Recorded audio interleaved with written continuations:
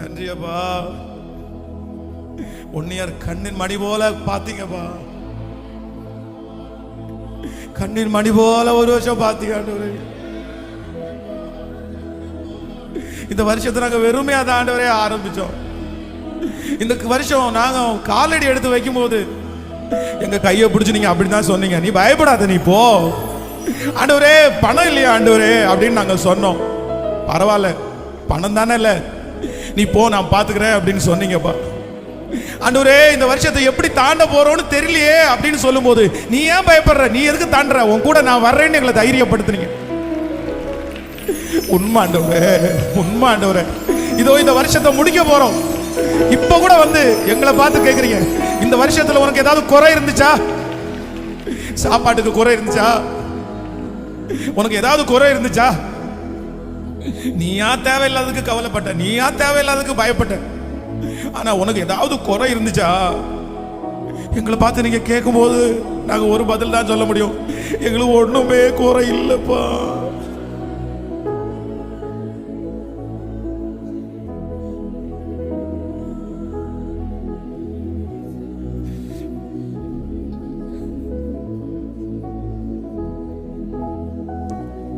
நீங்க எங்களை கைவிட்டுருக்கணும்னா என்னைக்கோ கைவிட்டுருக்கலாமே ஆண்டவரே. நீங்க எங்களை மறந்திருக்கணும்னா என்னைக்கோ மறந்திருக்கலாமே ஆண்டவரே. எத்தனை மீறுதல்கள், எத்தனை மீறுதல், எத்தனை தப்பு. ஆனா நீங்க இது மட்டும் உலகத்துல இருக்கிற யாருக்காவது தெரிஞ்சிருந்தா ஒரு பெரிய கல்லை தூக்கி வீசடிச்சு எங்களை கொண்டிருப்பாங்களேப்பா. கல்லெறியும் மனிதர் முன்பு கரைப்பட்ட வாழ்வை கண்டு கல்லெறிய விடாமை, கல்லெறியும் மனிதர் முன்பு கரைப்பட்ட வாழ்வை கண்டு காத்து கொண்டு பாவம் நிறைந்த இருளான வாழ்க்கையில, ஆமாப்பா,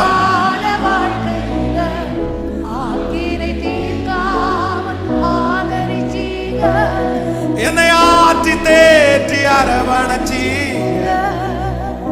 நல்ல தகப்பனாக தூக்கி, உண்மை உண்மைன்னு சொல்றவங்க இந்த கையை உயர்த்தி சொல்லுங்க, என்னை ஆற்றி தேற்றி.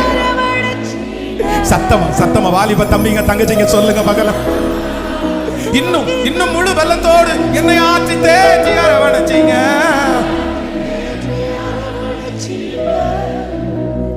நல்ல தகப்பனாக சுமந்தீங்க, விட்டு கொடுக்கலையே, விட்டு கொடுக்கலையே,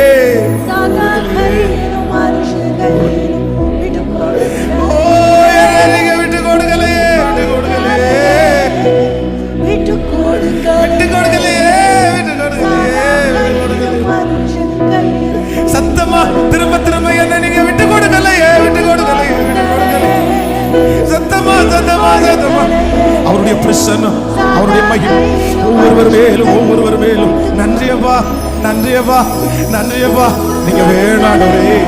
2025 வருஷம் உங்களோட தான், என் பயணம் உங்களோட தான், என் ஆரம்பம் உங்களோட தான்ப்பா, என் முடிவு உங்களோட தான்ப்பா.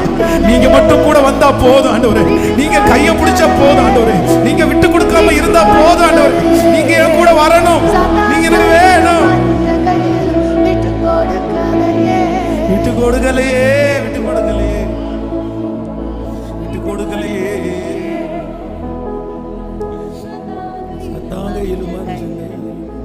விட்டு கொடுக்கலையே.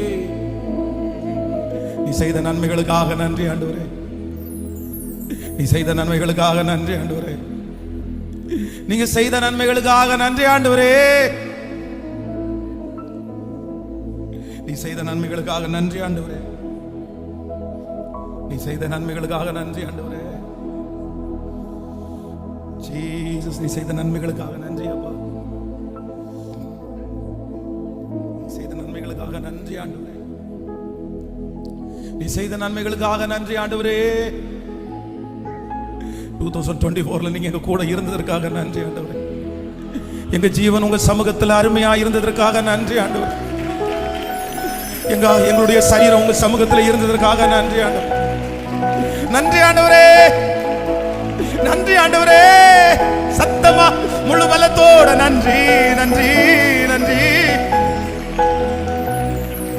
நன்றி அப்பா, நன்றி அப்பா, நன்றி நன்றி நன்றி. Amen, hallelujah. So the 1 year, ஒரு வருடம் முழுவதும் ஆண்டவர் நம்மை கிருபையாய் கர்த்தர், ஆச்சரியமாய் கர்த்தர் நம்மை நடத்தினார். அவருடைய பலம் நம்மோடு கூட இருந்தது, அவருடைய தைரியம் நம்மோடு கூட இருந்தது, அவருடைய வார்த்தை நம்மோடு கூட இருந்தது, அவருடைய உந்துதல், அவருடைய ஆசீர்வாதம் நம்மோட இருந்தது. இந்த மனம் திரும்புதல் அப்படின்ற ஒன்று அப்படின்னா நம்முடைய வாழ்க்கையில் வந்து இந்த மனம் திரும்புதல் அப்படின்றது வந்து ஒரே ஒரு டைம் அப்படின்னு நம்ம நினைக்கிறோம். ஒரு டைம், அவ்வளோதான், ஒரு டைம் நம்ம மனம் திரும்பியாச்சு, நம்ம ரட்சிக்கப்பட்டுட்டோம் அப்படின்னு இல்லை. இந்த மனம் திரும்புதல் வந்து ஒரு நாளுடைய காரியம் அல்ல. இது வந்து நம்முடைய வாழ்க்கை முழுவதும் நம்ம ஆண்டவரை சந்திக்கிற வரைக்கும் இந்த மனம் திரும்புதல் அப்படின்றது ரொம்ப அவசியமான ஒன்று. வேதத்தில் வந்து எங்கெல்லாம் ஜனங்கள் மனம் திரும்பினார்களோ, அவருடைய பாவ வழிகளை விட்டு, அவருடைய அக்கிரமத்தை விட்டு, அவர்கள் போய்கொண்டிருக்கிற பாதையை விட்டு மனம் திரும்புதலுக்கு யாரெல்லாம் ஒப்பு கொடுத்தார்களோ, அப்பெல்லாம் அந்த பகுதிகளெல்லாம் இங்கே வாசிக்க பார்க்கும்போது வேதம் சொல்லுகிறது, அங்கெல்லாம் ஆண்டவருடைய இரக்கம் அதிகமாய் வெளிப்பட்டுருச்சு. அப்போ ஆண்டவருடைய இரக்கம் எங்க வெளிப்படும் அப்படின்னு சொன்னா, எந்த இடத்திலே மனம் திரும்புதல் இருக்குதோ அந்த இடத்துல தான் ஆண்டவருடைய இரக்கம் வெளிப்படும். மனம் திரும்பாத பட்சத்திலே ஆண்டவர் நமக்கு எதுவுமே செய்ய முடியாது. ஸோ இந்த வருஷத்தினுடைய கடைசியில நம்ம என்ன பண்ணணும் அப்படின்னு சொன்னா, மனம் திரும்புவதற்கு நம்ம ஒப்பு கொடுக்கணும். வேதம் சொல்கிறது, தன் பாவங்களை மறைக்கிறவன் வாழ்வடைய மாட்டான், அவற்றை அறிக்கை செய்து விட்டு விடுகிறவன் இரக்கம் பெறுவான். சிலர் வந்து மனம் திரும்புதலுக்கு ஒப்பு கொடுக்க மாட்டாங்க. அப்படின்னா அதை நியாயப்படுத்துவாங்க. நான் மட்டும்தான் தப்பு பண்றேன்னா, அவங்க தப்பு பண்ணலையா? என்னுடைய சூழ்நிலை இப்படி என்ன தப்பு பண்ண வச்சிருச்சு, நான் எதுக்கு மனம் திரும்பணும்? நான் மனம் திரும்ப வேண்டிய அவசியம் இல்லை, நான் என்ன பெரிய ஒரு பாவியா? அந்த மாதிரிலாம் ஒரு பெரிய பாவி எல்லாம் கிடையாது. இந்த மனம் திரும்புதலுக்கு ஒப்பு கொடுக்காத யாருமே ஆண்டவருடைய ஆசீர்வாதத்தை பெற்றுக்கொள்ளவே முடியாது. அப்போ யார் சொன்னாலும் கர்த்தருடைய வார்த்தைகள் வரும்போது இந்த வருஷத்தினுடைய முடிவிலே நம்ம என்ன செய்யணும் அப்படின்னு சொன்னா, நான் போய்கொண்டிருக்கிற வழியை விட்டு மனம் திரும்புவதற்கு என்ன நான் ஒப்பு கொடுக்கணும். ஏலியின் பிள்ளைகளை குறித்து வேதம் சொல்லுகிறது, அவர்கள் பேலியாளின் மக்களா இருந்தார். அப்போ அவங்க அப்பா அந்த பிள்ளைகளை கூப்பிட்டு என்ன சொல்றாரு அப்படின்னு சொன்னா, எப்பா மனம் திரும்புங்கப்பா, மனம் திரும்புங்கப்பா, உங்களுடைய பொல்லாத நடக்கைகளை மற்றவர்கள் சொல்லுறதுக்கு நான் கேள்விப்படுறேன். நீங்க நல்லவங்க இல்லையாமா? நீங்க இந்த மாதிரி தப்பு பண்றீங்களாமா? நீங்க விட்டுருங்க, வேண்டாம், இது நல்லதில்லை. கர்த்தருக்கு விரோதமாய் ஒருவன் பாவம் செய்தால் அவர்களுக்காக நியாயம் தீர்க்கிறதுக்கு யார் இருக்கா? மனுஷனுக்கு விரோதமாய் மனுஷன் பாவம் செய்தால் நியாயாதிபதிகள் அவனுக்காக வழக்காடுவார்கள். ஒருவன் கர்த்தருக்கு விரோதமாய் பாவம் செய்தால் அவர்களுக்காக வழக்காடுவார்கள் யார்? என் மக்களே, இப்படி பண்ணாதீங்க, இது வேண்டாம் அப்படின்னு ஏலி வந்து தன்னுடைய பிள்ளைகளை பார்த்து சொல்லுவாரு. வேண்டாம் அப்படின்னு சொன்னா, இந்த பிள்ளைகளுக்கு என்ன அப்படின்னு சொன்னா, மனம் திரும்புவதற்கு அவர்களுக்கு விருப்பமே இல்லை. இல்லை, நாங்கள் அப்படிதான் போவோம். என்ன அப்படி சொல்றீங்க? உங்களுக்கு வயசாச்சு, நீங்க கிழவை, நீங்க அமைதியா ஒரு இடத்துல இருக்க வேண்டியதானே, நீங்க எதுக்கு கத்திட்டு உட்காந்துருக்கீங்க?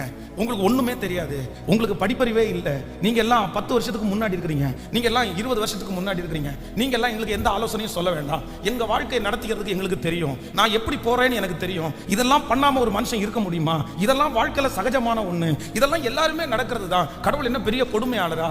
இப்படிப்பட்ட நிறைய கேள்விகளை மனதில் வச்சு இவங்க 2 பேரும் எதுக்கு ஒப்பு கொடுக்கலன்னா, ஓப்பினி பினகாஸ் என்கிற 2 பேரும் மனம் திரும்புதலுக்கு ஒப்பு கொடுக்கல.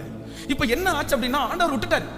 தன்னுடைய தகப்பன் சொல்லி சொல்லி பார்த்தார், விட்டுட்டார். இப்போ இவர்கள் மனம் திரும்பாத பட்சத்துல வேதம் சொல்லுகிறது, இல்ல ஓப்பினி பினகாஸ் 2 பேரும் ஒரே நாள்ல சாவாங்கப்பா, 2 பேரும் ஒரே நாள்ல சாவாங்க.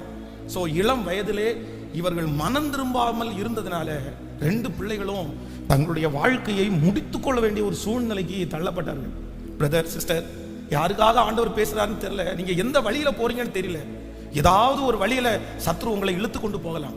ஆனா கர்த்தர் வந்து உங்களை மனம் திரும்புவதற்காக பல விஷயம் உங்கள்ட்ட பேசிட்டே இருந்து நீங்க நிறைய பேர் வந்து எல்லாத்துக்குமே ஒப்பு கொடுக்கலாம். ஆனா அந்த வழியை குறித்து நீங்க வந்து ஒருவேளை நீங்க நியாயப்படுத்தலாம், நான் அதுல மாற மாட்டேன், நான் அதுல திருந்த மாட்டேன், நான் அதை விட்டு வெளியே வர மாட்டேன், அது ஒன்றும் தப்பு கிடையாது, அது எல்லாருமே பண்றதுதான், எல்லாருமே செய்யறதான்.